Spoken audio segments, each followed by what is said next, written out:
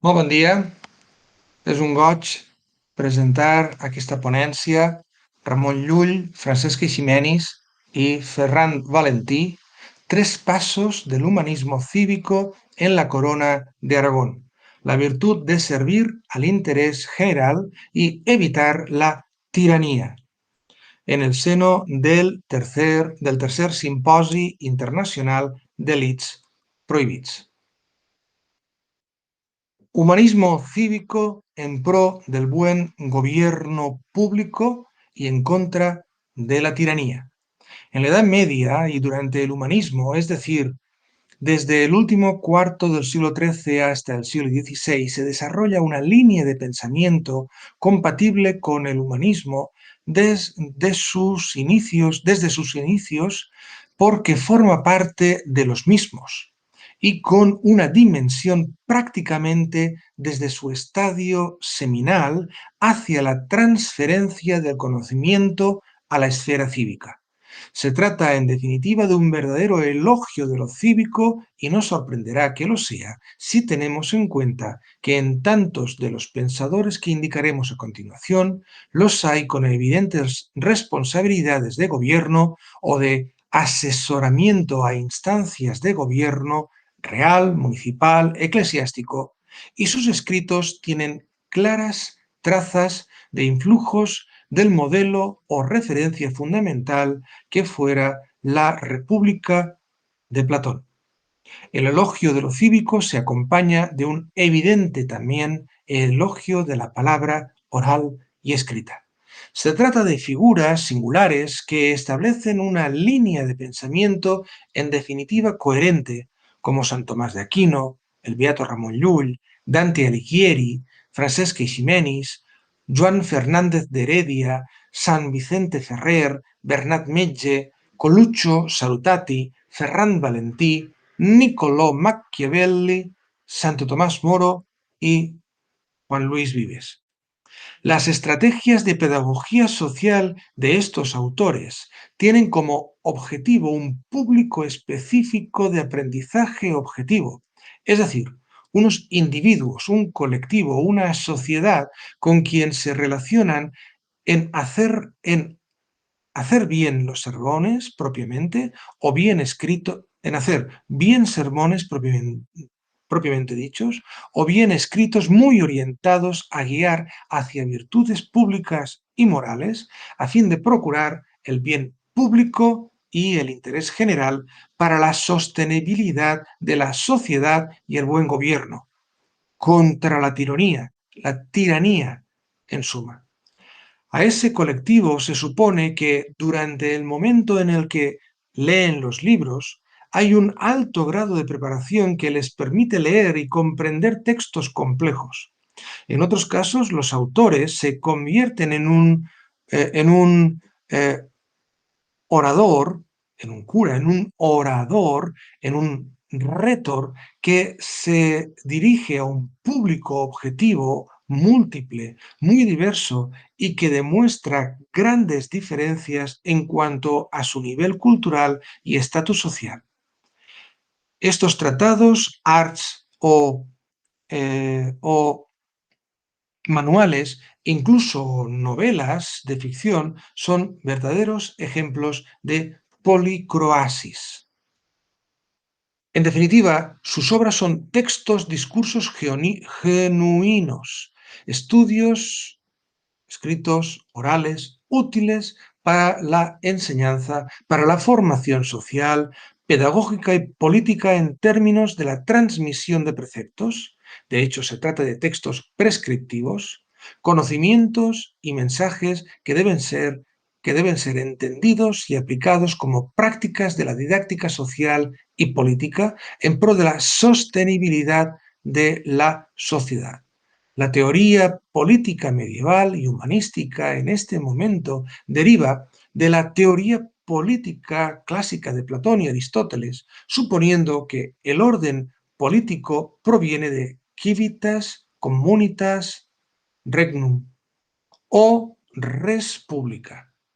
Todos los autores citados, independientemente de la lengua en la que escribían o a la que se traducían sus obras, griego clásico, latín, catalán, español, italiano, francés, etc., pueden ser entendidos coherentemente como modos de una línea, nodos de una línea, a menudo un vía crucis, conceptual que atiende desde pocos, los aristoiagazonoi platónicos, hacia la mayoría, aunque no siempre, o casi nunca, sin la mayoría, a fin de promover buenas prácticas de gobierno y de subyugación al poder en gobernantes y súbditos.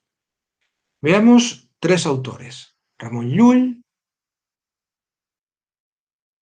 Francesc Eiximenis y Ferran Valentí. Atendamos brevemente a Ramon Llull. Teoría del conocimiento en pro de la teoría política contra la tiranía. Llull establece una muy interesante teoría política y de prácticas de buen gobierno a lo largo de muchas de sus obras, muy en concreto en su narrativa, de la que se sirve para crear mundos posibles sintomáticamente realistas, en los que recrear miméticamente medidas concretas de su proyecto. Este va más allá de la disquisición teológica. Pretende atañer y ser implementada en realidad y en la realidad con medidas concretas de gobierno. Por ello, se relaciona y tiende a relacionarse con los gobernantes, con los politics makers.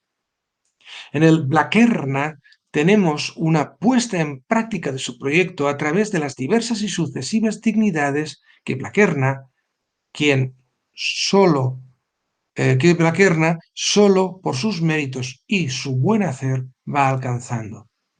En el mismo Llibre de les Bèsties, en el establecimiento de las cualidades que debe tener el rey de los animales, que la asamblea de todos ellos debe elegir, el hecho mismo de la elección y de la consciente reflexión sobre las cualidades a acreditar por parte de los posibles candidatos, y por qué no, debe ser, por ejemplo, quien en principio y de modo más obvio pudiera pretender de inmediato una designación cuasi instantánea e indiscutible: el león. En suma, se trata de un tratado de buenas prácticas en prevención de la tiranía, del mismo modo que, coherentemente con tales buenas prácticas, debe ser el conocimiento quien rija la elección.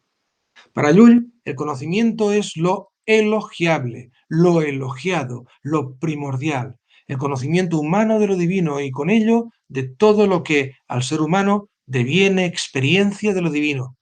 Pero sin embargo, sin perder de vista de que se trata de conocimiento humano consciente entre humanos y discurriendo con las capacidades humanas.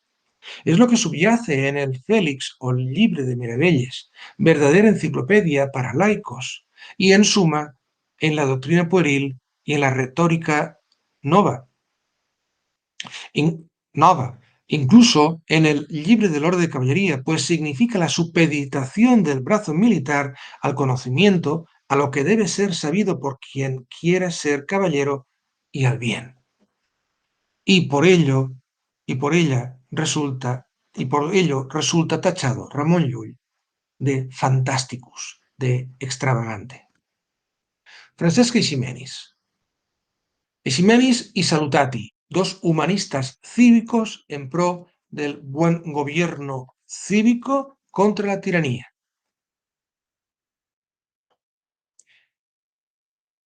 En el segundo párrafo, vamos directamente a la materia.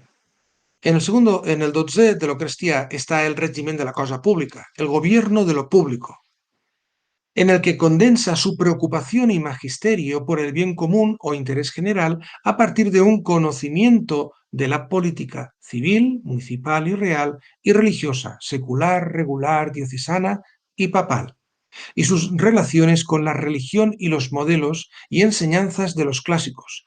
No solo los padres de la Iglesia pueden aportar. Esta obra no puede obviarse como un precedente de Il Príncipe de Maquiavelo, o, si no se quiere que sea un precedente en términos de filiación textual, sí un precedente en el tratamiento de la cuestión. En ese sentido, es muy significativo que el Tratado de Buenas Prácticas Políticas, que es el gobierno de lo público de Francesc Eiximenis, sea una obra destinada a ser vademecum de los jurados de Valencia. El poder, y esto creo que es importante, el poder cívico renovador del ideario y de la praxis política. El humanismo deviene indudablemente cívico. Del mismo modo que poco después, de hecho, casi de modo coetáneo, encontramos en una obra fundamental de Tirano, 1400, de otro personaje clave del humanismo cívico, como es Coluccio Salutati. Canciller de Florencia, está muy preocupado por el buen gobierno y por la pureza de los principios y valores que deben guiar a los gobernantes, el príncipe y sus oficiales, y los vicios que deben evitar. Bastará atender a los epígrafes de algunos capítulos de muestra del régimen de la cosa pública, el gobierno de lo público, que les sirvo según la tradición de la traducción de quien les habla, junto con la filóloga María Justiniano, y que nos hizo el honor de publicar en 1900, en el 2009, disculpen, en el 2009, la editorial Palas Atenea. Por ejemplo, miren los títulos de algunos de los epígrafes. Cómo el buen regimiento o el buen gobierno de lo público requiere que las leyes sean hechas a su favor y que sean observadas por todos. El principio es la ley. Capítulo que enseña, el segundo capítulo de muestra, epígrafe de capítulo de muestra, es que enseña el tercer fundamento de la cosa pública, que es mantener rigurosamente la justicia. Ley, justicia. Que explica el cuarto fundamento de lo público, que es la fidelidad, la lealtad, la fidelidad a los principios de la ley y de la justicia, es decir, a la legalidad. Que los príncipes y los pueblos se deben guardar fidelidad entre sí y en qué cosas y de los malos consejeros de los príncipes. El capítulo que explica el quinto fundamento de la cosa pública, que es que sea regida por buenos consejeros. Otro capítulo que cuenta cómo la multiplicación de juristas daña mucho a la cosa pública. No lo digo, no lo dice quien les habla, lo dijo Francesc Eiximenis. Otro capítulo, cómo debe haber pocos y buenos notarios, cómo debe haber pocos y buenos picapleitos, cómo los mercaderes son la vida de la cosa pública, cómo el regatón, no reggaetón, el regatón sería el especulador, daña mucho a la cosa pública. También dedica un capítulo que cuenta que de la comunidad sean expulsados los usureros y los engañadores. Y aquí aparece qué debe hacer la señoría de aquel que sabe algún arte trascendente. Que los vasallos, principalmente los hombres honorables, deben estar fortalecidos cuando sea lugar y tiempo. Y estos dos son los esenciales en esta ponencia. El capítulo 602, que el príncipe no sea tirano y qué es la tiranía. Y dedica otro capítulo, el siguiente, el 607, no es el siguiente, en la misma serie sobre la tiranía, el 207, qué debe hacer el pueblo cuando lo posee cualquier mal tirano, tanto si es señor natural como si no. El vicio cívico político de la corrupción, de lo peor en y para cualquier servidor público, según Eiximenis. Antes hemos destacado los epígrafes del capítulo, de dos capítulos. Veamos el primero de estos dos últimos capítulos que hemos destacado antes, que es el 602, que el príncipe no sea tirano y qué es la tiranía. Es un capítulo extenso para la ratio de los capítulos de Ximenis, y aquí solo por economía de tiempo, solo hemos destacado el primer párrafo. Veamos a partir de la cuarta línea, después de los dos puntos, las cursivas, que es una cita de la Homelía Super Ego Sum Pastor Bonus. Desde estos dos puntos, dice, el tirano es casi un diablo que en forma humana se le aparece al mundo, un poderoso raptor, un pecador público, el azote del pueblo de Dios, un alma sin conciencia, un demonio encarnado, pura crueldad sin esperanza de la vida eterna, fuente de pecado, hijo del diablo, enemigo de todo lo que a Dios pertenezca, corruptor de leyes, enemigo de la sabiduría, bestia sin razón, homicida público, enemigo de la verdad, jefe de los pecadores que abomina toda luz y temor de Dios, contra el cual cielo y tierra, mar e infierno, hombres y ángeles claman siempre por el rigor de la justicia, que muera sin remisión y no les sea permitido vivir un día en la tierra, sino que para que no corrompa el aire y no envenene la tierra y todos los elementos, sea llevado en cuerpo y alma a los diablos y a las penas eternas, y allí esté sin reposo, atormentado en cuerpo y alma, in secula seculorum. Creo que no se puede decir más ni más claro sobre cómo es de dañino el tirano, cómo es de dañina la tiranía. Lo contrario al buen gobierno público. Conviene no olvidarlo nunca y que nuestros gobernantes no lo olviden nunca y sobre todo la ciudadanía no lo olvide nunca, es mi opinión, y menos todavía en los tiempos actuales. Veamos en el siguiente de los capítulos. ¿Cuántos males hace el tirano? Leeremos algunos. De hecho, estos aquí les he destacado un pequeño fragmento respecto a este capítulo, que es también de los extensos según la ratio o con respecto a la ratio de extensión de los capítulos de Eiximenis.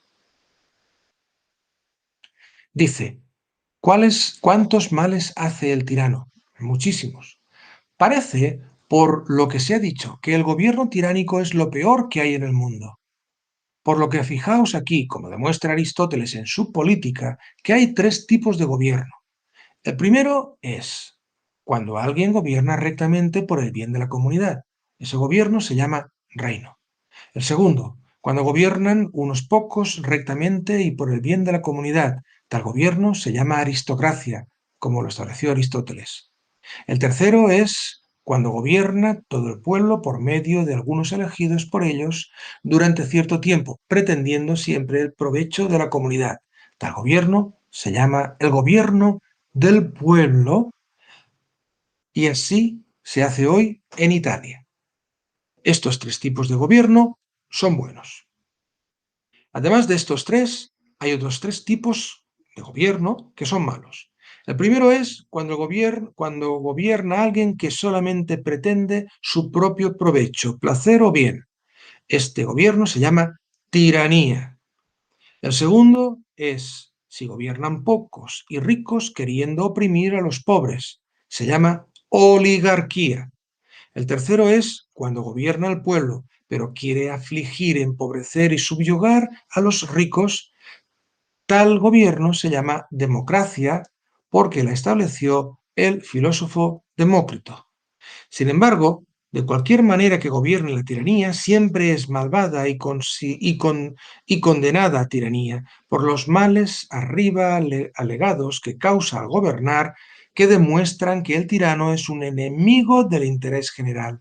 Y es el tirano, además, en segundo lugar, un opresor y adversario de todos y cada uno, y por consiguiente es la opresión, el enemigo de la ley de la naturaleza y de la ley cristiana, que manda a cada uno a hacer al otro lo que querría para sí mismo. Es, en cuarto lugar, la más poderosa vía, la tiranía, para destruir las comunidades que hay en el mundo.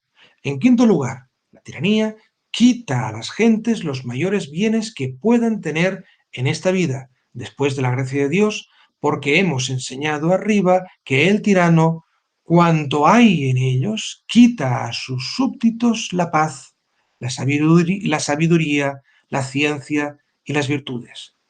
Comete además el tirano contra sí mismo innumerables males. Evidentemente, está claro, según lo que nos dice Eiximenis, que la tiranía y el tirano es lo peor de lo peor. Veamos Ferrando Valentí. Palma de Mallorca hacia 1410 y Palma de Mallorca 1477. El humanismo consciente de su servicio cívico. Ferran Valentí, en su traducción catalana de las Paradoxas de Cicerón, aporta otra dimensión a la traducción, como tal, como arte, como disciplina.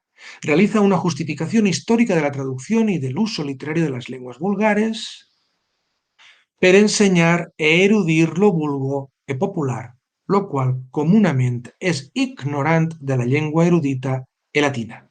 Por esta causa es por la que traduce. En definitiva, prima la vocación de la utilidad y del bien cristiano común o general en y desde un poder cívico, los jurados de Palma. A fin de mejorar la formación de los jurados y del pueblo en cuanto a la acción de gobierno, traduce los clásicos. Cicerón, en este caso, tal y como hacía reverencialmente también Salutati, a la atención, por eso mismo, a los clásicos. Ferrando Valentí, por eso mismo, Ferrando Valentí, intelectual y humanista, doctorado en leyes por Bolonia, quien se complacía en declarar que Bruni era su preceptor y padre, se vale de los clásicos en términos expresos de utilidad y servicio públicos y al mismo tiempo de su necesidad manifiesta para la transmisión y mejora del conocimiento del pueblo, del vulgo, y en pro del interés general. Traducir de muchos libros y obras de una lengua en otra que por razón pudieran a muchos valer y aprovechar. Esto mismo guiaba a los humanistas a acercarse a las obras clásicas y también a uno de los que sin duda podemos situar entre los precursores del humanismo, precisamente por esto mismo, como el gran maestre del hospital Juan Fernández de Heredia, quien, sin dejar de ser él mismo, no deja de cumplir los requisitos del humanismo que en italianos como Salutati serán virtud. El gran maestre del hospital hacía traducir y tenía cuidado de lo que decían los clásicos que fuera útil para su orden en su acción político-militar y en la de la Corona de Aragón y de los otros poderes a los que servía su orden, y en general a muchos valer y aprovechar, como diría Ferrando Valentín. Se trata, como decimos, del valor de la utilidad de los clásicos.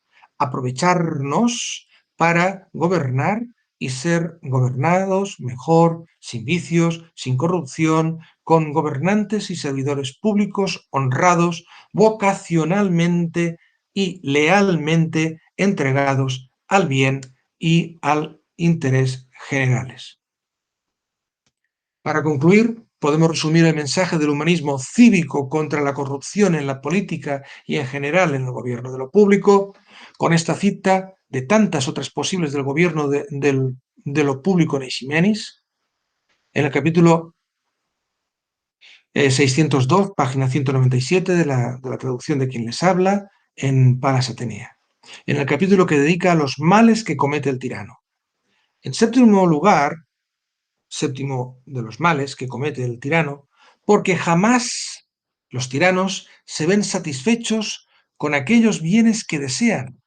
Es decir, tener bastante dinero, ya que hacen gastos infinitos y esperan hacer más cada día. Y hay quien ha hecho más con amor que ellos con terror, aunque aquellos lo obtienen de modo justo, mientras que los tiranos lo hacen injustamente y en contra de los mandamientos de Dios. Y ven los tiranos que a pesar de todas sus artimañas no pueden conseguir estar seguros de sus gobiernos, en sus gobiernos, ni ellos mismos ni sus hijos, así como están los reyes, y piensan que si dejan sus señorías a sus hijos, que ellos heredarán lo que no es suyo, y por consiguiente serán condenados y se harán condenar a sí mismos y a sus hijos por esa misma razón. Si no les dejan el poder, ven que los dejarán pobres y sin nada, despreciados y perseguidos, en tanto que el pueblo los echará a todos. Ya veis si los desgraciados de los tiranos han nacido en mal momento, porque ni en esta vida ni en la otra les esperan sino males y dolores, penas y tormentos. Muchísimas gracias.